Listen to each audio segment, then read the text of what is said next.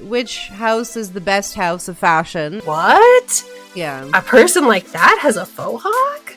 Heartless hearts? This is a more mature version of that neckline. I always want to be in a position where if someone says you have to take a nap right now, I can do that.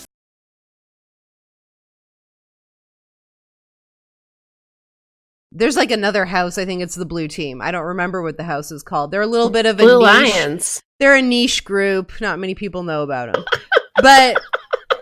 But what you actually do is if you look into them, you pick and choose a few and you handpick them, you find some interesting fashion choices.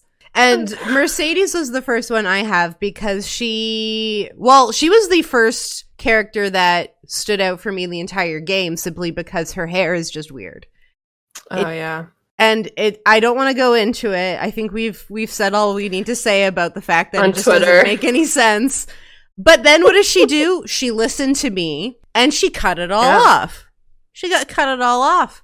And I did check to make sure it wasn't like tucked in the back or anything because I like cycled through. I'm like, what does she look like with the giant armor on? And it's still a haircut. So me too. She cut it short. She got a veil. She joined the nunnery. But she's also a very fashionable character. And I think that comes out in this outfit. And I think you really see that by comparing Mercedes' change compared to, say, my goodness, what's her name? The other nun character from the Golden Deer. Oh, Marianne. Where she's also a little bit more quiet and she's got a little bit more of a conservative outfit on. But it's like, okay, she grew up 5 years, but it's not as a big of a change as Mercedes. And she goes full on nun, fashion nun. Right. That's exactly what I was going to say. She's the fashion nun. She's like if Vogue was like, we got to do a runway full of nunnery. This is what it would look like. Because it's kind of cool looking, but it's also very influenced by her devotion to the church. I think the haircut was a way for her to symbolize how devoted she is to the church.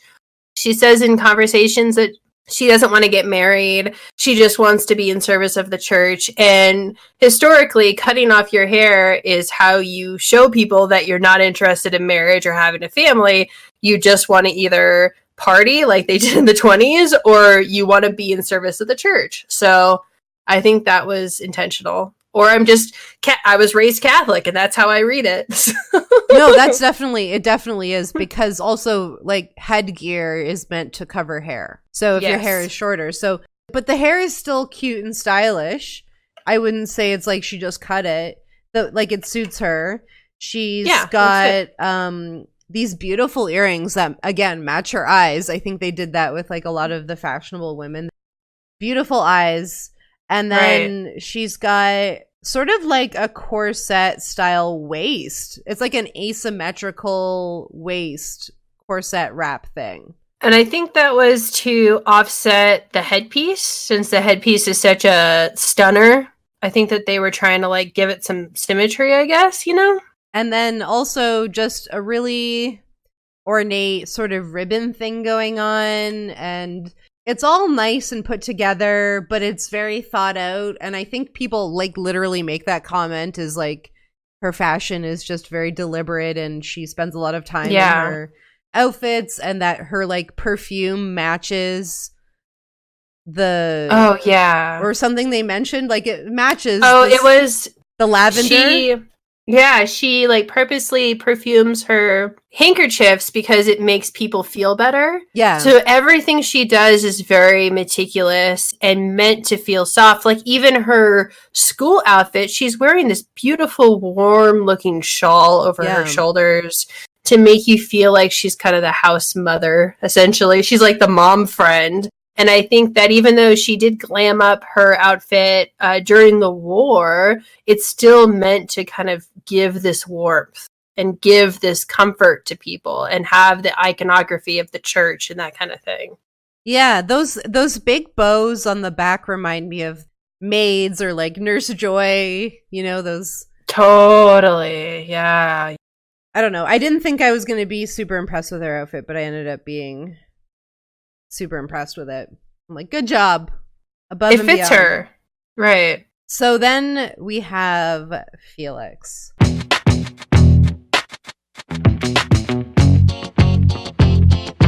And we can go on and on about Felix all day. And I took a bunch of screenshots of Felix with his... and he stands with his hand on his butt. Did you know that?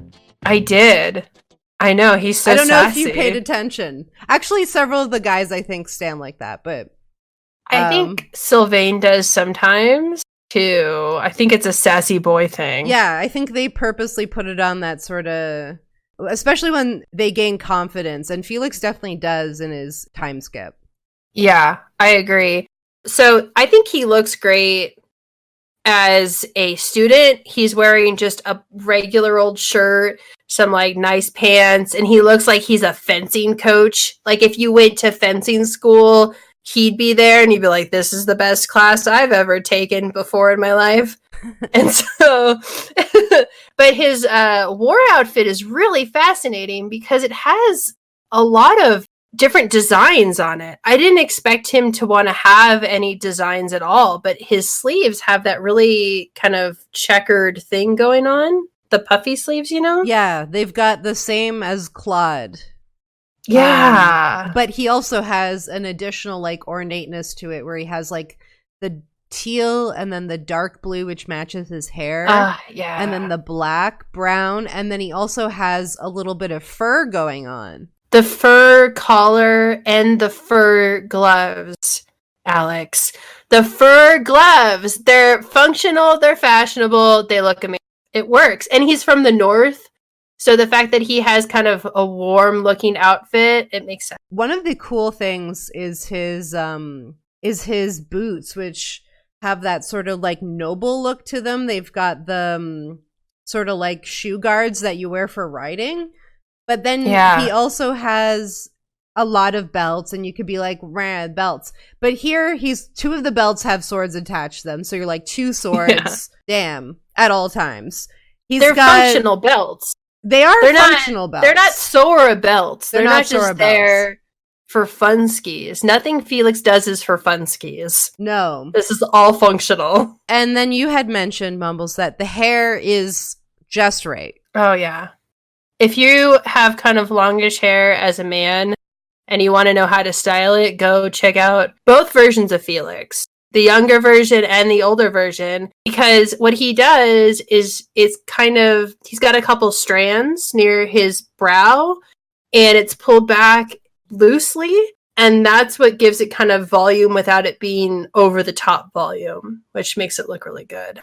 People might say like, oh, it's anime hair, it's impossible, but anime hair is very achievable. The issue is that oftentimes when you see updos, they need to be texturized, and usually most women do this with some sort of spray, like a dry shampoo, or they tease their hair to give it the illusion of more volume than most hair sits naturally. And like that's just 101 for especially like a lot of crazy Japanese hairstyles. Like you're teasing the shit out of your hair because Japanese hair is typically like super fine and thin. Thick. Okay, so I think that some of them have fine hair, but some of it's really like thick, dark hair, right? It is. I don't know. But to achieve that volume, you have to tease it and tease it. I see, yeah. And so oftentimes, and this is, guys are more guilty of this because guys just don't maintain their hair as much as women do.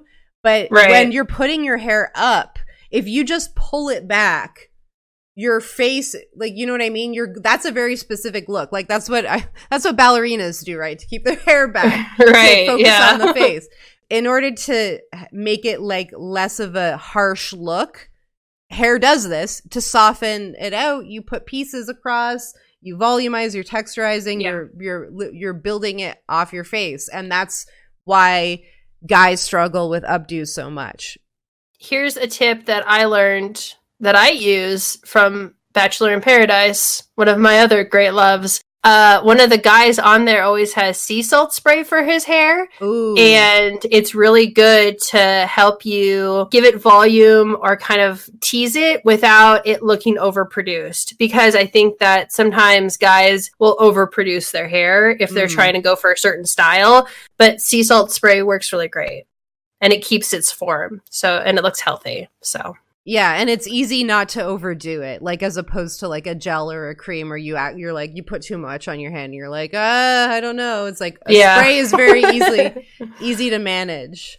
Although most people don't use gels anymore. That's used to be the thing. Well, I hope we don't get back to like hard hairspray like we had when I was a kid, because that sucked. It was bad. So then the self-nominated fashion house leader.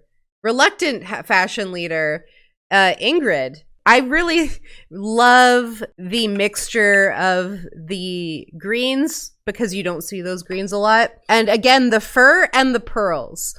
And I think that it's all, again, really cute but still very uniform, because she's still very proper and she wants to be a knight. But she takes liberties with her the designs of her outfit. Is that a metal corset, like a knight's armor kind of thing? Is it made out of metal? It looks to me like it's a mixture of fabric and metal, because the gray part looks to be like the actual armor, but I'm assuming that corset part is just like fabric that's attached. Okay, so I love that she has this kind of hard texture on her, like a chest plate, like a knight would have. But then she has like a heart-shaped little corset part near her belly button. Like, come on, Ingrid. We know you like fashion. The pearls and the tassels and the cape. And she's got like her hair done up. And I love the little hair. To me, it reminded me of Chobits, the little hair tassels. Totally. Yes, that's what it was. I'm like, that's an anime thing. Yeah, I just can't place it. I don't know what it's like. They're like hair caps or something. Yeah. And then she even has little wings on her greaves, because she's like a Pegasus knight, so she has the little wings. Yes. And also that cape is fabulous. Let's just take a moment to appreciate the color of that cape, the fact that she's wearing a cape. Yeah. Yep. It's funny because her character is always like, I don't like fashion. I don't want to wear makeup, but she looks awesome. Her outfits always look good. Her hair looks good. Who can pull off bangs like that? Ingrid, I guess. Ingrid. Yeah, she doesn't give herself as much credit as she should. I agree. Also, the white tights. Oh, did we talk about the buttons that she has on her skirt? No, we didn't. Those big white buttons that she has to make it look like a petticoat almost. Come on. Yeah. That's so cool. I love it. Yeah, I'm a big fan. And then also she has like slight variations too. Like she has, I think it turns into more of like a blue and fancier if you get her to like Pegasus Knight all the way. Mm-hmm. So like that's the other thing like we don't even have time to talk about is like the variations. Like with Hilda, if you make her I think the class is called Barbarian, I'm pretty sure. But like a fighter, she's wearing all of this like clunky like fur. It looks like she made an outfit out of Uggs and she somehow pulls it off. And so like there's all of these different variations of like how they wear their battle outfit. Yeah. And like that's also a thing to appreciate. But then we have our leader, our poor leader, who's gone through a lot. Poor Dimitri. Oh man, how far are you in the Blue Lions? Oh, I haven't done anything. Have you seen? So Dimitri, I'm not gonna like spoil too much of it, but Dimitri like really goes off the deep end. I heard it's and I think like you can see that in the outfit for sure. Like the things that he says, like at one point he's like, if you don't like it, I'm still gonna use you until the flesh falls off your bones. And you're like, Dimitri. Oh my god. So he's like, he goes from being this kind of awkward, pretty weird, like prince, into crazy person who is obsessed with war, obsessed with revenge, loves to kill. Felix calls him the wild boar, and he absolutely is. And so my biggest issue with his post-war outfit is his cape. Like, I can't get to the point where I changed his class, because so when you get into the war section, the house leaders get these really cool, unique classes. Like, Claude gets a albino dragon to ride at the end of the game, and it's awesome. But Dimitri, he becomes a great lord, and so he has this huge cape. And the issue I have with it is that it looks like a fur rug that you found at a 1970s estate sale, and then he went outside and let a bunch of seagulls poop all over it. It looks horrendous. Not only does it look horrendous, but it looks not very wieldy. Like, if I was someone running around with a lance trying to collect the debts of the dead, I would need something more like light and fluid than a giant cape made out of fur and bird poop. Like, it just doesn't make sense. The cape looks like it was lined with the carpet of a 70s van with the shag carpeting that has had stuff spill on it. Or you know what it also reminds me of? Or the inside of a dog bed that has been used. Oh my god, yes! Where that is the perfect it's clumpy and the dog is dug in it a bunch and that's what it is. And I'm not saying totally and people will be like, yeah, that's the point. And it's sure. I'm not here to talk about what the point is or not. The reality is that that's what it looks like, and it's not good. Listen, Dimitri, you're not living alone and killing bandits anymore. We found you. We found you a place that you can shower and take a bath, and now you have to be prince again, and probably even king. So please, we have to take that cape from you. We have to. You can't have it anymore. The eye patch, I like an eye patch. I like a shaggy hair look. I'm that just is natural to happen. I really liked his uniform, his school uniform, and kind of the armor designs. Sort of, it's like that battle coat design on armor, which looks really rad to me. Yeah, but that's all gone, and it's all plain Jane. And okay. I mean, like you said, it's the point. It's the point of it is that he's in a tower killing people for 5 years, and then you stumble on him. But I don't know. It's just kind of off-putting to me. And every time he's talking in a cutscene, I'm take a couple steps back. And you just gonna imagine what he smells like and just please, Dimitri.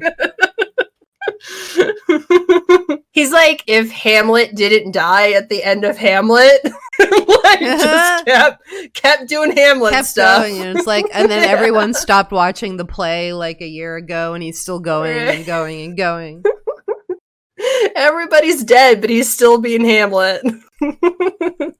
I think that then covers the houses, but I think that we still have. We have to talk about it, and it's